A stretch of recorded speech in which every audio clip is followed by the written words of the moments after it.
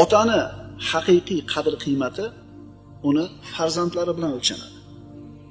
Onani haqiqiy qadr-qiymati uning farzandlari bilan o'lchanadi.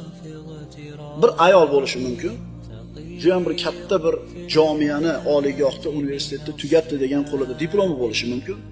Ammo agar bolalari betarbiya tashlab qo'yilgan bo'lsa, behayo so'zlarni gapirayotgan bo'lsa, axloqsiz bo'lsa, bu ayol johila deyiladi. Avvalgi asrlardagi mo'mina onalar, mo'mina ayollarda qanaqa bo'lganligi ko'pchiligimizga ma'lum. Bu ayollardachi ko'pchiligi unaqa siz bilan biz aytadiganchalik ilmli bo'lgan emas.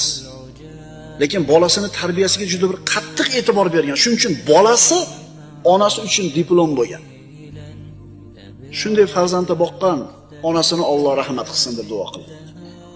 Shunday farzandni dunyoga keltirgan ota-onasini Alloh mag'firat qilsin deb duo qilinadi. Otangga rahmat, boqqan onangga rahmat deydi. Demak, farzand otaning diplomi.